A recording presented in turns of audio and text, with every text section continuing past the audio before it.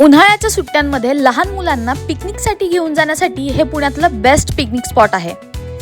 नमस्कार मंडळी, मी प्राची तुमचं ह्या नवीन व्लॉगमध्ये स्वागत करते। आज आपण जाणार आहोत पुण्यातील कात्रज झू मध्ये। हे खूप सुंदर पिकनिक स्पॉट आहे, खास करून लहान मुलांसाठी। इथे त्यांना खूप मजा येईल आणि फुल जंगल एक्सपिरियन्स पण मिळेल। चला तर मग सुरू करूया आपला आजचा व्लॉग।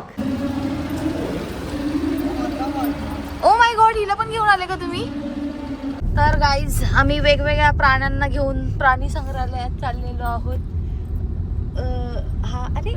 हा मधला प्राणी आहे की मम्मीला आणि मामीला मी काय बोलू शकत नाही तर मला तिकडे सोडून येतील अजगरांच्या ह्याच्यामध्ये। आणि ही इशू दात का तुझे पिवळ्या पिवळ्या इशूचे दात। हिला कुणी आणली? पण हिला आणायचीच नव्हती। हिला कुणी आणली? अरे बाळा, तिकडे चालायचं होतं। तू चालणार का एवढं? चालशील ना? मी मेकअप केलाय। इशू चांगलं वाटतं का माझं मेकअप? नाही म्हण बाळा, तुला घेत नव्हती ताई। आत्ता वाजले आहेत 10:15 आणि आम्ही पोहोचलो आहोत कात्रज झूला, जे आहे पुणे सातारा रोडला। इथे पोहोचण्यासाठी डायरेक्ट तुम्ही स्वारगेट मार्गे पण येऊ शकता आणि कात्रज मार्गे पण येऊ शकता। लेफ्ट साईडला आहे 4 व्हीलर पार्किंग आणि राईट साईडला आहे 2 व्हीलर पार्किंग आणि हे पेड पार्किंग आहे। जर तुम्ही स्वारगेट मार्गे येणार असाल तर तुम्हाला बस आणि रिक्षा दोन्हीचे पण ऑप्शन अवेलेबल आहेत। आणि जर तुम्ही कात्रज मार्गे येणार असाल तर कात्रजच्या मेन चौकापासून विदिन 10 मिनिटाच्या अंतरावर वॉकिंग डिस्टन्सला हे प्राणी संग्रहालय आहे। प्राणी संग्रहालयाच्याच बाहेर फूडचे भरपूर ऑप्शन्स तुम्हाला अवेलेबल आहे। तुम्ही इथून पार्सल घेऊन आतमध्ये नेऊ शकता। वॉटर बॉटल आणि फूड दोन्हीही अलाउड आहे आतमध्ये, कारण आतमध्ये खायची सोय कोणतीच नाही आहे, कोणतंच फूड कोर्ट नाही आहे। पाणी आहे, पण तुम्ही इथून बाहेरून पण घेऊन जाऊ शकता। आणि आज रविवार आहे तर मला गर्दी खूप जास्त दिसतीये। साईडला लाईन आहे, इथून आपल्याला तिकीट काढायचं आहे, पण लाईन फास्ट मूव्ह होतीये। इथे तिकिटाचे रेट लावलेले आहेत। त्याचं 40 आहे, हाफचं 10 आहे। अच्छा, हाफचं 10 आहे का? ठीक आहे, आपण किती काढले? 6। ठीक आहे। हा आहे एंट्रन्स आणि आपल्याला इथून आतमध्ये जायचं आहे। आणि हो, बुधवारी झू बंद असतं। एंट्रन्सलाच हा मोठा मॅप लावलेला आहे, याच्यावरती इन डिटेल इन्फॉर्मेशन दिली आहे की कोणत्या एरियामध्ये कोणते प्राणी आहेत, कोणते पक्षी आहेत। ह्या मॅपवर तुम्हाला सगळ्या गोष्टींची इन्फॉर्मेशन मिळते। आम्ही आधी सापांच्या साईडला जाणार आहे। आम्ही आलोय झू बघायला। जेवढे झू मध्ये प्राणी नसतील तेवढे बघणारे प्राणी आहेत इथे।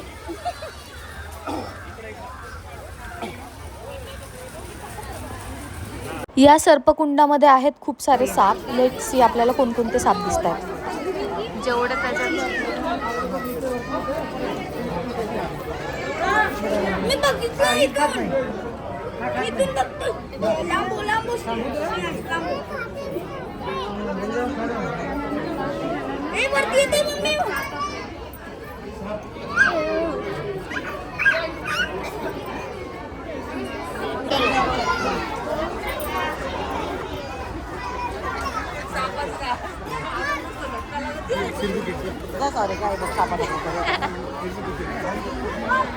या कुंडामध्ये आहे अजगर। लेट्स सी आपल्याला अजगर दिसतोय का?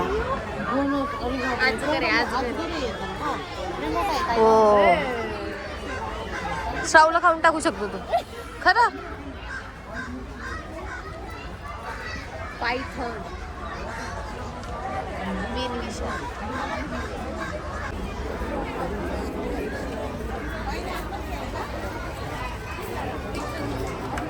खूपच गर्दी आहे। जायचं आहे का? नाही नाही, तुला सरडा बघून काय वाटलं? हा मम्मी, सरडे बघायचे का तुला? सरडे, कासव, घ्या आमच्या ओट्यावर सरडे। आम्ही पण एक सर्पोद्यान सुरू करू शकतो। आमच्याकडे सगळं आहे आता। तर आमच्याकडे बिबटे पण यायला लागलेत, आहे का नाही मम्मी? आमच्याकडे सगळे प्राणी आहेत।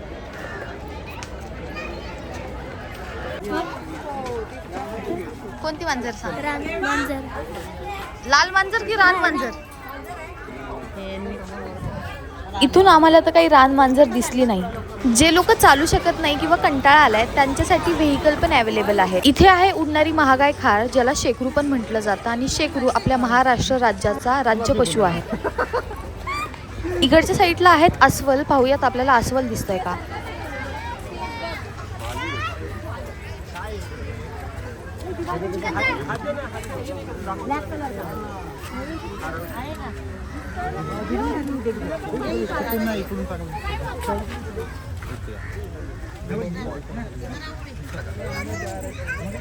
खाली पडेल पार आहे दिसलं का खाली पार. त्याला काय नाव ठेवायचं काय सो गाईज आता एक खजा एकाचं नाव खजा दुसऱ्याचं नाव भजा आहे. आता ही प्रॉपर्टी ह्या दोघांच्या नावावर झाली आहे खजा भजाची. आता आम्ही चाललोय बिबट्याला बघायला. ओ माय गॉड्स माझा मेकअप चांगला आलाय. छान आहे. पण मामी असं नाही वाटत का आपल्या एरियात जास्त बिबट्या आहेत, आपल्याच इथं बिबट्या आणून सोडायला पाहिजे. हो हो खूप बिबटे आहेत आपल्याकडे. जुन्नरला तर किती बिबटे आहेत.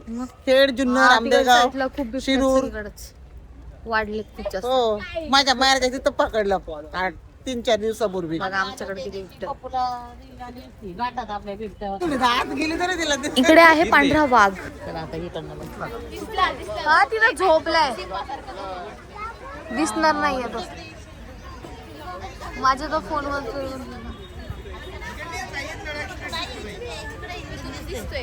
तिकडनं दिसतोय का.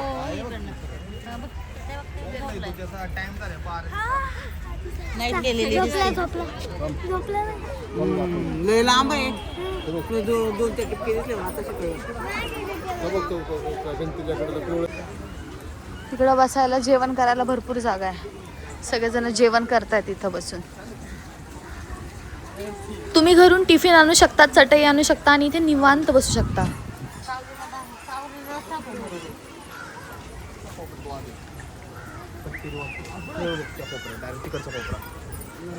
दिसला का मामी? हा मला दिसला मम्मी इथून बरोबर सरळ बघ.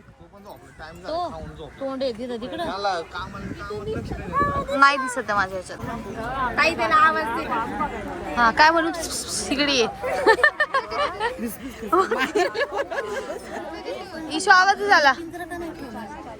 उडी कसा मारणार. अगं मम्मी नाही पूर्ण इथं खाली आहे ना. हा बघितलं नाही तू. कडे नाही बघ की असं खाली आहे. आणि सिमेंटने असं घसरडे केलं. एकदम तिकडे आहे, दिसत नाहीये तो आता. सगळे झोपले. संडे आहे ना आज, त्यांच्या सुट्टीचा दिवस आहे म्हणून झोपलेत सगळे. कंटाळले ते माणसांना.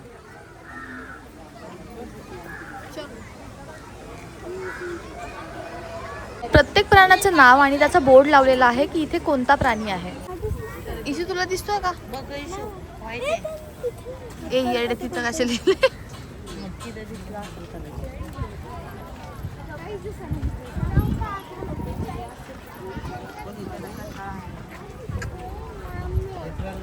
दिसला का नाही.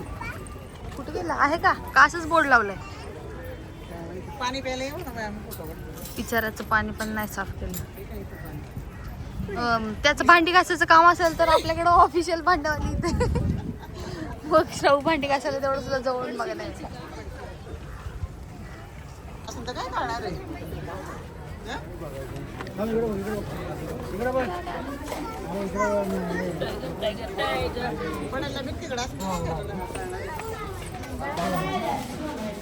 वाघेच्या गुहामध्ये आलोय आम्ही. दिसतंय का. कुठंच नाहीये.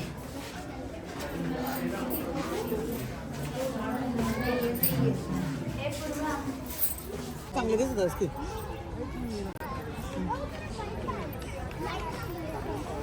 अजून काय आहे का ते उंच? अगं सांबारच सत्य. हे सांबार नील काही दुसरे आहेत. तिकडून दिसत असतील चांगले. तुझी बहीण बघायची तुला.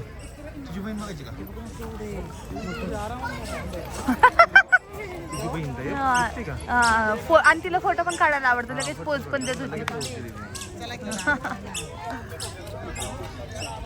हा फर्स्ट प्राणी आहे जो आम्हाला इतक्या जवळून पाहायला मिळालाय. ही आहे नीलगाय.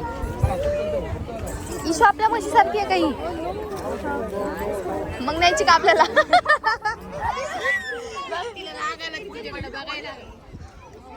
काय म्हणजे मनू आहे मनू, तिला फोटो काढायला आवडतात ना, या मशीनला पण लगेच फोटो काढायला आवडतात म्हणून त्या लगेच येत होत्या. है ना? ताईचं कन्वर्शन आपण नीलगाय मध्ये केले. वा वा. सो ह्या उद्यानात ना आम्ही 2 प्राणी घेतलेले आहेत ऑलरेडी आमच्या घरच्यासाठी. एक हा आणि हा एक हा. त्या 2 प्राणी तर मग ते प्राण्यावर लक्ष ठेवायला माझं काम हं. मी या 2 प्राण्यांवर लक्ष ठेवतो. या 2 म्हशी घेतल्या. औषध लावलं. आणि हा गवा आहे. गवा आता ज्याच्याकडनं आलो ना तो हा गवा आहे. गव्हा आहे मी, गव्हा. हीच वारदात का गव्हा आहे मी. हे प्राणी संग्रहालय 130 एकरमध्ये पसरलेलं आहे. आतमध्ये खूप चालायचं आहे, त्यामुळे कंपल्सरी शूज घाला. एकदा इथे नक्की व्हिजिट करा आणि जर व्हिडिओ आवडला असेल तर लाईक, शेअर आणि सबस्क्राईब करायला विसरू नका. बाय.